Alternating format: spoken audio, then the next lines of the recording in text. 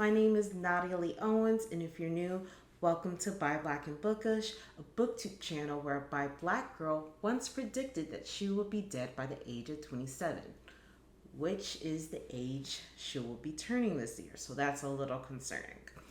Today, I will be ranking all 50 something books that I read this year. I'll be separating everything into four categories: nonfiction and poetry, sci fi fantasy in a single thriller book, romance and contemporary, and graphic novels, comics, and manga. And in their own categories, I'll be giving a ranking, but I'll also be posting an overall ranking on Instagram as well. With that being said, let's get into it. I'll be starting with the smallest category at 6 books, which is nonfiction and poetry. At sixth place is Spell's 21st Century Occult Poetry, a collection of poetry by a bunch of poets that was supposed to center around the occult, but to me it felt like only a few poems gave off like witchy vibes. So I ended up pretty disappointed. Number 5 is Hamlet on the Holodeck, The Future of Narrative in Cyberspace by Jeanette Murray. The topic is interesting, and because it was written in the 90s, it's fun to apply her predictions of the future of narrative to the present. But academic writing can be so boring and dry, so it has to go into fifth place here.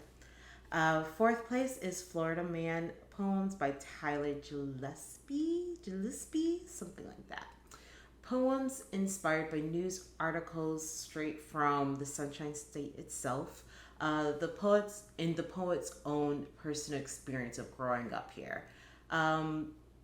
Third place book is How We Get Free: Black Feminism in Combahee River Collective, a collection of interviews of members of the Combahee River Collective on their contributions to just the movement of Black feminism. How to Read Novels Like a Professor by Thomas Foster is number 2. I mentioned this book briefly in my manga book haul video. My number 1 nonfiction / poetry book is As Long as Grass Grows: The Indigenous Fight for Environmental Justice from Colonization to Standing Rock. It was such a good book and about intersection of environmental justice and civil rights for not only Native Americans but also every American, but especially those who have been historically oppressed. I also think that's important for me as a Black American to understand and be empathetic of American indigenous people because of how similar our histories are. While it's important for everyone to be empathetic to everyone else, the similar struggles of Black Americans and American indigenous people is something that is historically, culturally, and politically important to acknowledge. Our second category, consisting of 9 books, is sci-fi fantasy in a single thriller book. The Starless Sea by Erin Morgenstern takes 9th and last place, and I wanted to make it clear the main reason why I didn't enjoy The Starless Sea had less to do with the story and more to do with the fact that I made the terrible mistake of listening to it as an audiobook. For me, audiobooks are more suited for romances or nonfiction books, not stories like The Starless Sea. Maybe in 2022, I'll go back and pick up a physical copy, but I did find the main characters a bit annoying and pretentious, so I guess we'll just have to wait and see. At number 8 and number 7 is the second and third book of the Shades of Magic series by F.E. Schwab, respectively, while the first book, Darker Shade of Magic, takes number 5. You can listen to my review of the Shades of Magic trilogy in this video right over here, or right over here, if I figure out how to do that.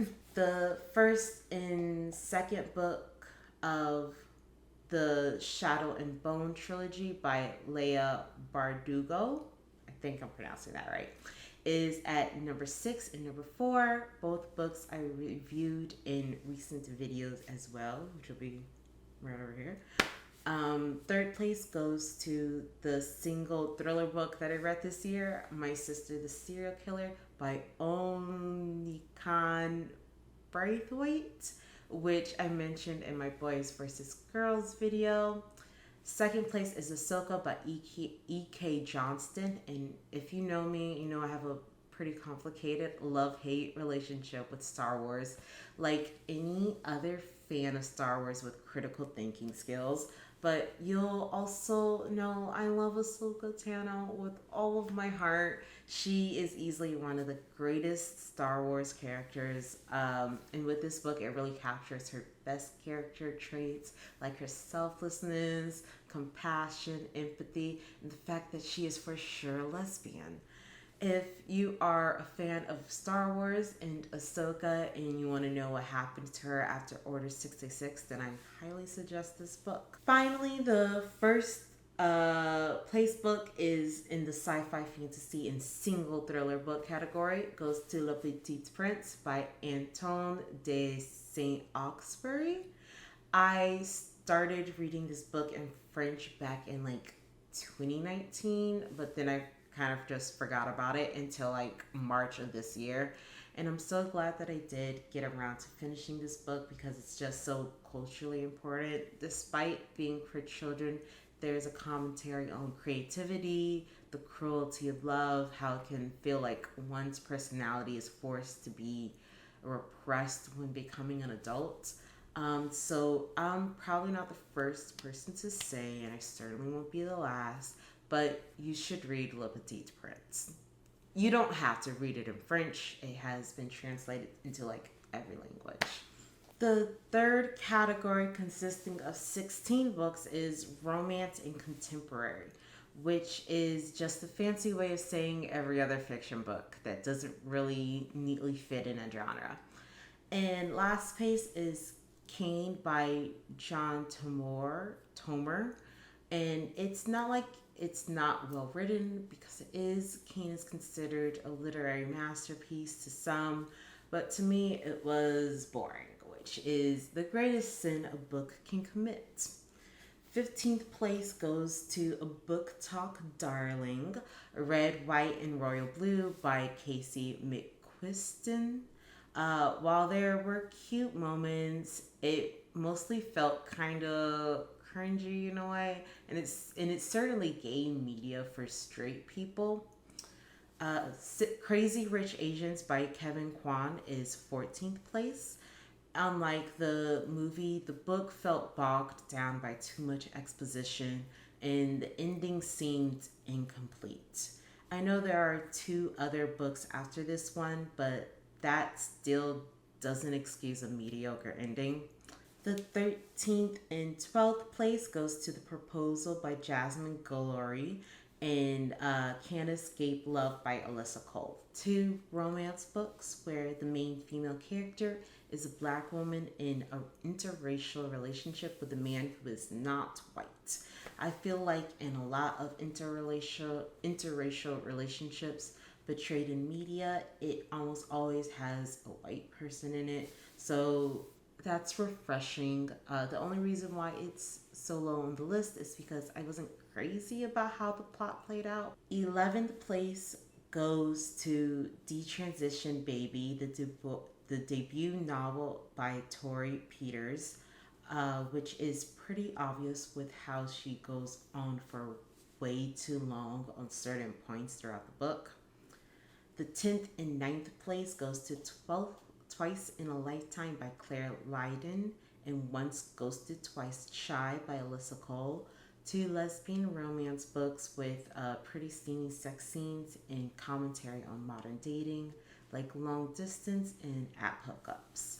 8th, 7th, and 6th place is The Rosie Project by Germ Simpson, The Bride Test, and The Kiss Quotient by Helen Hong.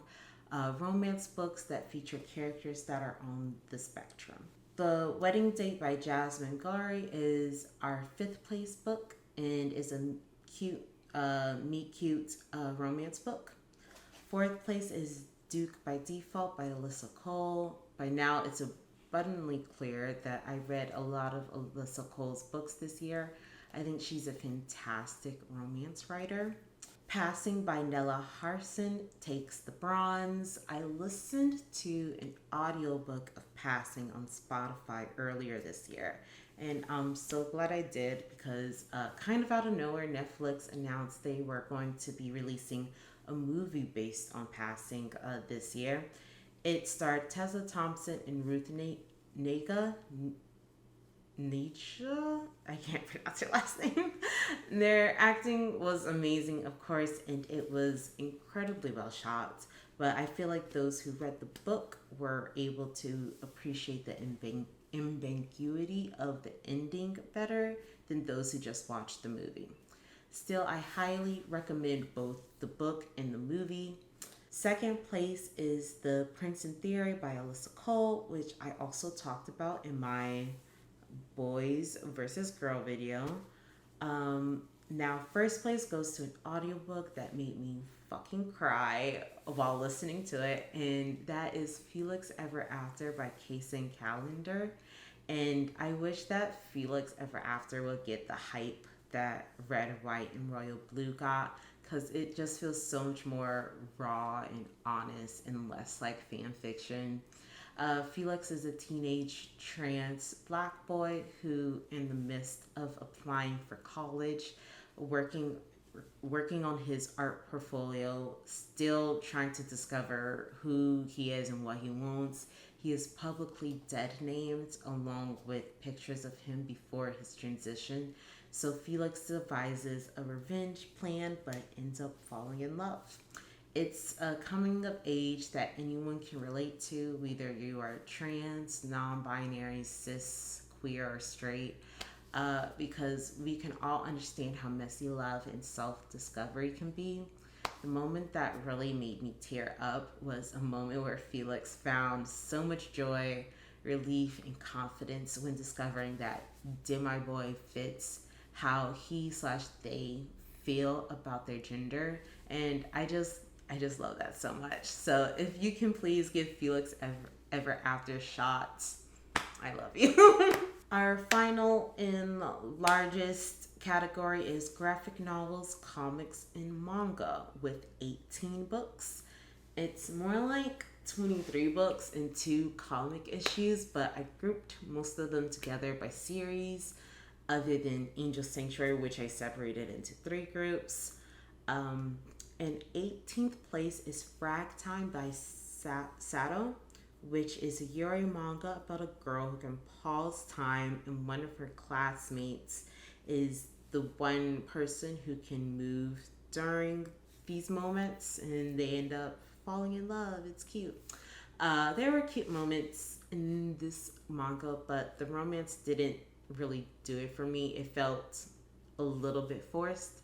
The first 4 volumes of Don't Toy With Me, Miss Nagatoro by Nanashi is in 17th place. When I first was introduced to this series, I was told, don't worry, it starts off mean, but it gets cute. And it wasn't the fact that the main girl bullies the main boy that bothers me. Actually, I find it very funny and realistic with how high schoolers flirt with each other, especially those that get like easily embarrassed, like I was in high school.